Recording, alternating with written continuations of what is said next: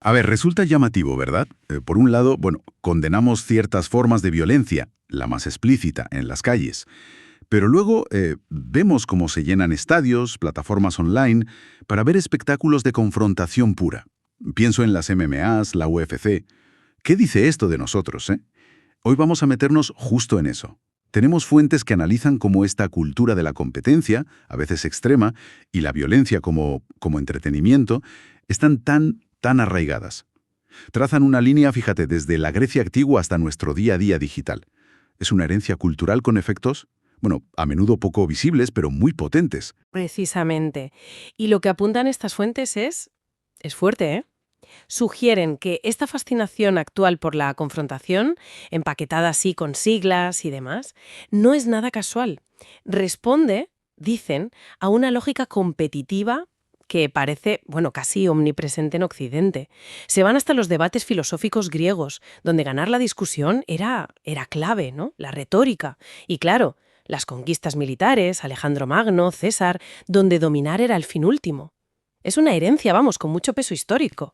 De ganar como sea, ese imperativo de competir se cuela en casi todo. En la educación, en el trabajo, en las redes sociales, incluso en los juegos de niños. El típico que te gano. Queremos ver qué consecuencias tiene esto. Y una de las cosas que más resalta las fuentes es cómo se normaliza esta visión. Sobre todo para los jóvenes. Señalan que, a través de estos espectáculos, casi se aprende a ver el dolor ajeno o la rendición del otro como parte del triunfo. Algo legítimo. Se interioriza casi sin darnos cuenta. Y el coste que describen, tanto personal como social, es considerable. El análisis habla de un agotamiento crónico ya en la vida adulta. Hay una frase recogida que es demoledora.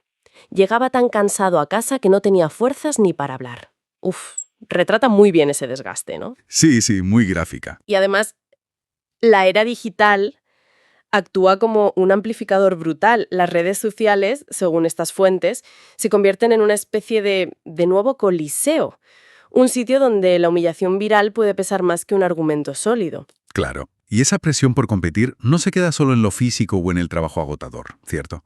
Las fuentes dicen que la competencia tiene muchas caras. No es solo el ring, es la intelectual, heredera de aquellos debates platónicos que decías. Ujú. La laboral, la carrera por ascender, la social, con la búsqueda de validación, de likes. Se sugiere como una especie de violencia implícita en esa presión constante, ¿no? Psicológica. Exacto. Y eso conecta directamente con un concepto clave que exploran, la insensibilización. Argumentan que esta celebración continua de la confrontación pues nos va haciendo menos sensibles al sufrimiento del otro. Se empieza a valorar más la dureza, la victoria individual, por encima de la empatía, de la dignidad compartida. Alertan incluso sobre el riesgo de lo que llaman agresividad vicaria. Agresividad vicaria. ¿Puedes explicar un poco más a qué se refieren con eso?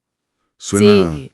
A ver, la idea es que toda esa tensión, esa adrenalina que se vive viendo estos espectáculos violentos, pues no siempre se queda ahí, contenida. Sugieren que podría, digamos, filtrarse a otros ámbitos, volvernos quizá más irritables o más propensos al conflicto en el día a día, casi sin querer. Una especie de efecto secundario no deseado. Entiendo, vale. Ahora, es importante decir que las fuentes, no parece que quieran demonizar el deporte como tal, no. Ni el esfuerzo, ni la superación. Más bien invitan a cuestionar qué valores estamos aplaudiendo de verdad como sociedad cuando el foco se pone solo en ganar. Sobre el otro. Exactamente.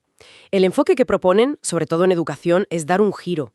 Poner el valor en la dignidad humana, la compasión, la convivencia. Ir más allá de la simple victoria. Plantean repensar qué significa ser fuerte. ¿Es fuerte quien domina al otro? ¿O quien tiene fortaleza ética, capacidad de construir juntos? Dicen que la excelencia no necesita humillar. Muy interesante. Bueno, pues hagamos una recapitulación rápida. Hemos viajado desde esas raíces antiguas de la competencia en Grecia, filosofía y conquistas, hasta hoy, con las MMA, el eco en lo digital. Vemos cómo esta cultura crea espectáculo, sí, pero también genera, bueno, agotamiento y quizás cierta insensibilidad.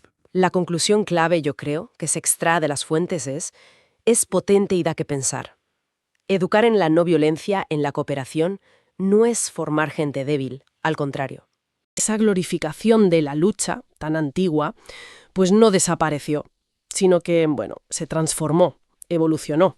Ahora se viste con palabras más aceptables, ¿no? Como superación personal o sana competencia, pero en el fondo, argumentan, a menudo sigue ahí esa mentalidad de ganar a cualquier precio. Claro. Y aquí es donde los textos ponen ejemplos muy concretos, cosas que vemos cada día.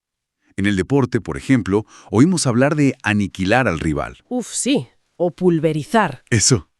En las empresas se habla de batallas por el mercado, donde solo sobrevive el más fuerte. Tal cual. Y en política, bueno, ya vemos esos choques casi tribales. Este tipo de lenguaje, es lo que apuntan las fuentes, hace que veamos la confrontación como algo, pues normal, casi inevitable, ¿verdad? Y además es llamativo cómo consumimos los nuevos espectáculos sangrientos, como los llaman. Los análisis mencionan la popularidad enorme de disciplinas como las AMM, las artes marciales mixtas. La MMA, la UFC. Eso es, MMA, UFC, o también el impacto de videojuegos muy violentos, o series que idealizan al guerrero. Parece que aplaudimos la lucha, y a veces la confundimos con tener resiliencia o carácter. Pero los textos advierten de un coste. Un coste que no siempre vemos a simple vista. Exacto, el coste oculto. Se sacrifican, argumentan, la calma, el bienestar. Citan investigaciones sobre el aprendizaje social, esa idea de que aprendemos viendo a otros, y la desensibilización. Que es cuando algo deja de afectarte por verlo mucho, ¿no? Justo. Y esto puede llevar a lo que llaman agresividad vicaria, una tendencia a sentir o expresar agresividad simplemente por estar expuesto a ella. Y toda esa tensión acumulada sugieren, pues busco la válvula de escape. ¿Y cómo sale? Pues en la irritabilidad diaria, la falta de paciencia, o incluso en problemas de salud mental como el estrés crónico, la ansiedad. Es bastante fuerte cómo lo conectan incluso con la infancia, ¿sabes? Esa frase tan típica de «corre, corre que te gano». Pues no sería solo un juego. Claro. Según estos análisis, es como el primer paso, un entrenamiento para la competición constante, que luego siguen las notas del cole, los ascensos, los me gusta en redes, siempre compitiendo por algo. Y esa lógica de tener que imponerse, que los textos rastrean como una herencia cultural, desde los debates de Platón hasta las conquistas de Alejandro, se traduciría hoy, según las fuentes, en una cultura de la hiperproductividad, de la autoexigencia brutal. Que nos lleva al agotamiento. Directamente. Hay una frase en el material que es demoledora. Llegaba tan cansado a casa que no tenía fuerzas ni para hablar. Uf.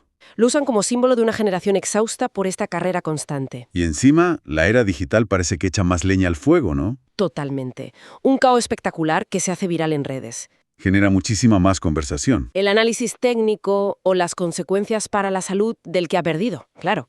El mensaje implícito, según lo interpretan estos análisis, es potente. La fuerza bruta es virtud. Dominar es éxito.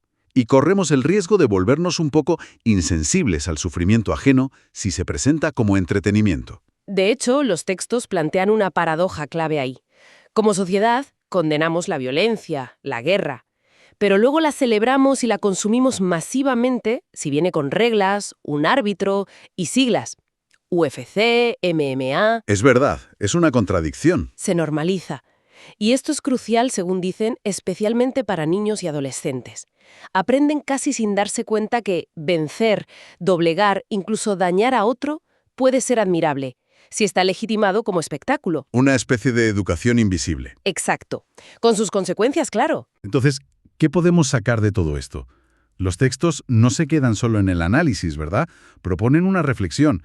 Mencionan una idea, creo que fechada el 8 de junio de 2025, Sí. que dice que quizás la verdadera paz no está en luchar contra otros, sino en aprender a conquistar la tempestad interior.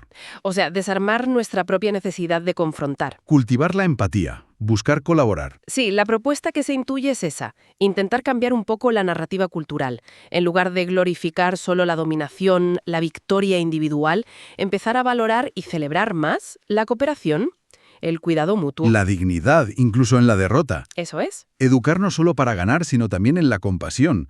Poner el foco en la fortaleza ética, no solo en la dureza. Nos deja desde luego con una pregunta importante ahí flotando. Si aceptamos que la violencia como espectáculo nos educa de forma invisible, ¿Qué tipo de sociedad estamos construyendo, casi sin darnos cuenta cada vez que consumimos y celebramos estas narrativas? Buena pregunta. Una cuestión para seguir dándole vueltas, sin duda.